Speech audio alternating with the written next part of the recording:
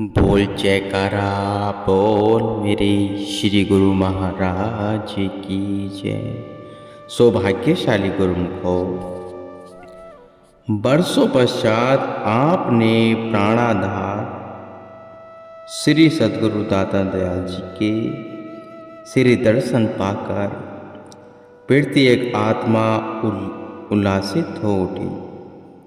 यहाँ की प्रेमियों ने एक नए आश्रम का निर्माण किया। अमेरिका जैसे देश की राजधानी में श्री परमहंस अद्वैत आश्रम का बन जाना किसी महान उपलब्धि से कम नहीं। प्रेमी गुरुमुखों को भक्ति की ओर अग्रसर होते हुए देखकर आप अति प्रसन्न हुए और इस आश्रम का भी निज कर कमलों से मुहूर्त किया। नवनिर्मित आश्रम की सब गुरुमुखों को बधाई देते हुए फरमाया कि हम बधाई देने आए हैं और आप सब बधाई लेने आए हैं।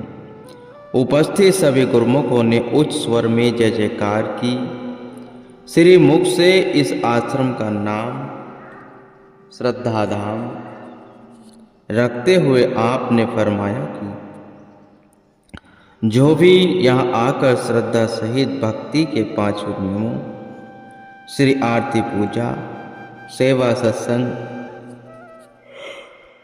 सुमरन और ध्यान की नित्य प्रतिपालना करेगा, उसका यह जीवन भी सफल हो जाएगा और आगे परलोक में भी सुख रोही हासिल करेगा। एक ईरानी सज्जन श्री चरणों में जब यहाँ आश्रम का निर्माण चल रहा था, उनकी अंतरात्मा ने उन्हें यहाँ आने के लिए प्रेरित किया। उन्होंने तन मन धन से इसके निर्माण में पूर्ण सहयोग दिया। श्री दर्शन की झलक पाकर वे सज्जन अपनी सूध बूध भुला बैठे। जब श्री चरणों में माथा टेकने का शुभ अवसर मिला तो उनकी खुशी का कोई पारावार न रहा। श्री वचन हुए, बंदा आमद वराय बंदगी, जिंदगी वह बंदगी शर्मिंदगी। मालिक की बंदगी करते हो, मालिक की याद ही वह सच्चा सरमाया है जो इंसान को सच्ची खुशी प्रदान करता है। महाप्रभु जी के एक वचन ने ही उन्हें सच्ची खुशी और आनंद से मालामाल कर दिया। यहाँ के प्रेमियों को श्री दर्शन एवं प्रवचन अमृत से निहाल कर और उनके मन मंदिर में भक्ति के दीप जगाकर आपने सुखों की प्रभात कर दी। एक रात वहां ठहरकर अगले दिन अटलांटिका शहर की ओर प्रस्थान किया। त्रिभुवन के शहंशाह महाराजा अधिराज श्री सद्गुरु दाता दयाल जी ने वाशिंगटन से पुनः चार्टर्ड प्लेन द्वारा 1 घंटे की उड़ान भर 5 सितंबर अटलांटिका शहर में बने विनय धाम आश्रम में कृपा की। 3 वर्ष पूर्व अर्थात सन 2010 में इस आश्रम का निर्माण हुआ था। श्री प्रभु जी के शुभ आगमन के उपलक्ष्य में आश्रम के हर कोने कोने को खूब सजाया गया था। श्री मंदिर जी में लगी जगमगाती लड़ियां की दीप्ति मानो अंतर मन का सकल अंधियारा दूर कर भक्ति के प्रकाश से आलोकित कर रही थी। महाप्रभु जी ने श्री चरणों में पूरे आश्रम का निरीक्षण किया। साक्षात पार ब्रह्म परमेश्वर की चरण रज को पाकर इस धरती ने अपने भाग्यों की सराहना की और मन ही मन कोटि कोटि आभार प्रकट किया। प्रेमियों को संबोधित करते हुए आपने अपने पावन वचनों में फरमाया, हम विशेषकर आप गुरुमुख के लिए ही आए हैं। महापुरुषों को सदैव अपने गुरुमुख प्रेमियों को ही सोच होती है, उनका शीघ्र अतिशीघ्र कल्याण हो सके। वे सदैव इसी हेतु ही प्रयासरत रहते हैं।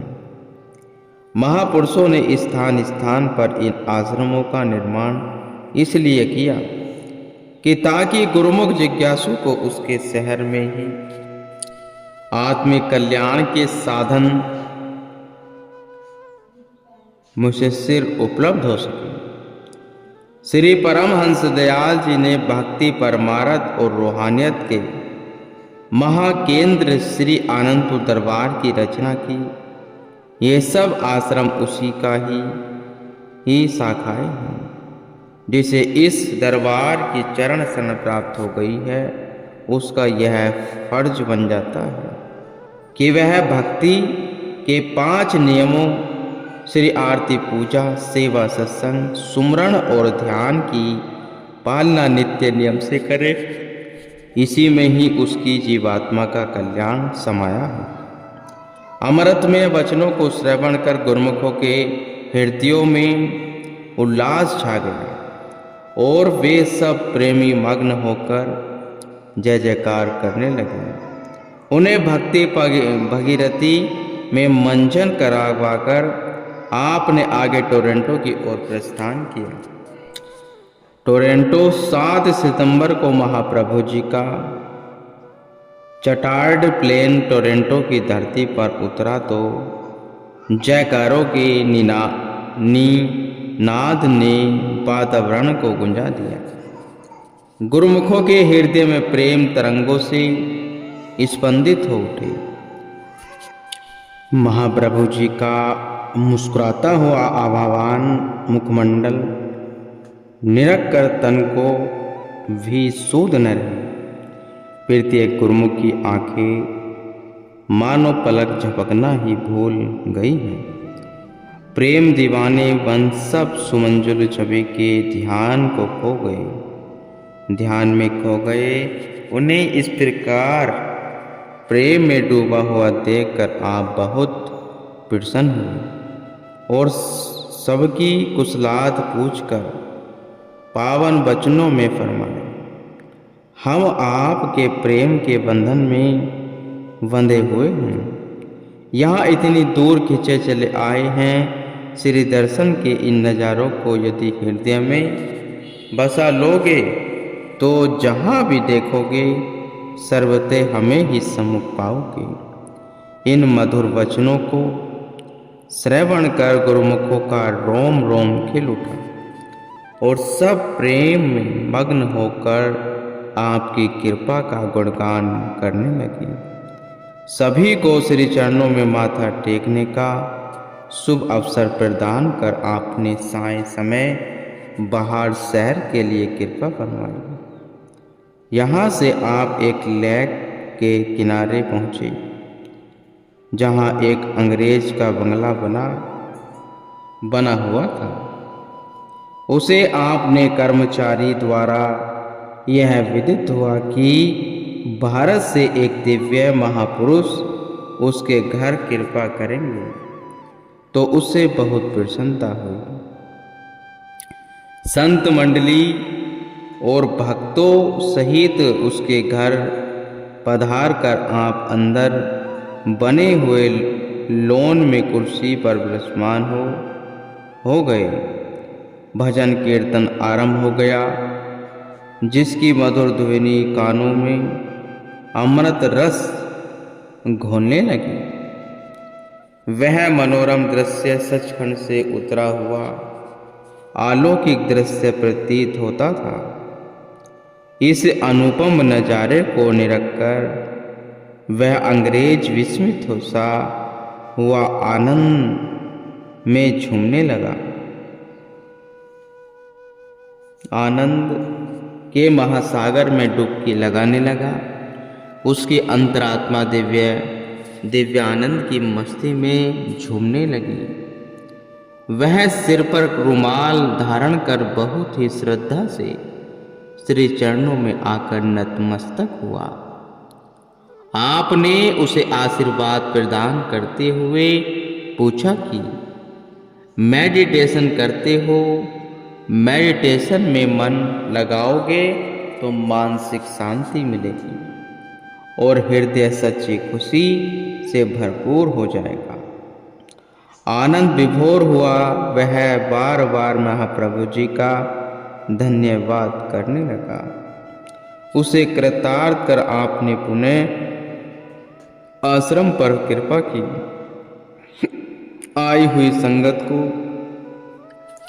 संबोधित करते हुए आपने श्री वचनों में फरमाया, संसार में सत और असत दोनों प्रकार के पदार्थ विद्वान हैं।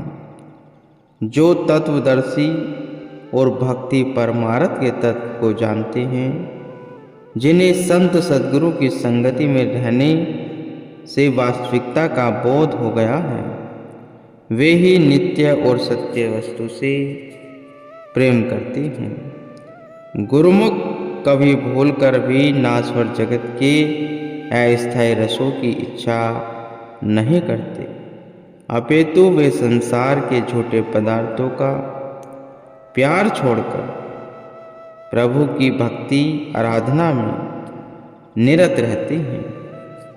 भक्ति ही सत्य है और प्रभु का नाम ही सदा स्थिर रहने वाला है। फकीरों ने कहा है, नाम रह जाएगा बाकी, बस खुदा ए पाक का नक्श वो मिट कर रहेगा जो बना खाक का। बस केवल हरि का नाम ही शेष रह जाएगा, अन्य जो भी कुछ है वह धूली के चित्र की तरह मिट जाएगा। सत्य तो केवल मालिक का नाम है, शेष सब मिथ्या है। जगत के पदार्थ प्रयोग में लाने के लिए हैं, इनका उपयोग करना मना नहीं है, परंतु इन्हें मन में बसाना उचित नहीं है। यदि मन इनमें उलझ गया तो इसका परिणाम दुख, कलेश और कल्पना ही होगा। सुरती जब प्रभु के नाम में जुड़ी रहती है तो सुख की अनुभूति होती है। मनुष्य संसार में शरीर से दुनिया के पदार्थों को भोगता हुआ आवश्यक कर्तव्य का परिपालन करे, परंतु अपने मन का लगाव हार्दिक प्रेम सदा प्रभु नाम से रखे, जिससे जीव सच्चे आनंद को प्राप्त कर सके। जो साधन सत्पुरुषों में ने जीव के कल्याण के लिए बनाए हैं, प्रतिदिन उनका पालन करते हुए अपने जीवन को सुख, आनंद और शांति में पूर्ण कर ले। श्री वचनों में जीवन के सार को जानकर सेवकों के मन की अवस्था में भारी परिवर्तन आ गया। संसार को मिथ्या एवं नाश्वर जानकर वे पहले से भी अधिक जागरूकता से भक्ति के नियमों की पालना करने लगे। विदेश यात्रा संपूर्ण कर जगतारण अंधपुंज निवारण श्री सद्गुरु दाता दयाल जी ने 12 सितंबर को भारत की धरती पर चरण स्पर्श किए तो अपने प्राण प्यारे प्रीतम को पाकर प्रीत्य हृदय रोमांचित हो उठा। महापुरुषों का संसार में अवतरण ही इसलिए होता है ताकि जन्म जन्मांतरों से काल और माया के चक्र की कैद में फंसे हुए रूहों को आज़ादी मिल सके, उन्हें ज्ञान की रोशनी मिल सके, विवेक मिल सके, ऐसी जागृति मिल सके जिससे उन्हें सत्य व असत्य की परख हो सके। जीवन पर्याप्त वे इसी हेतु ही संसार में विचरण करते हुए सोई हुई मानवता को अपने दिव्य मार्गदर्शन द्वारा सत्यार्थ दर्शाए ऐसे केंद्रों की स्थापना करते हैं जहां आकर जीवात्मा सच्चे सुख के साधनों को अपनाकर अपने अंशी परमात्मा से एकाकार हो सके।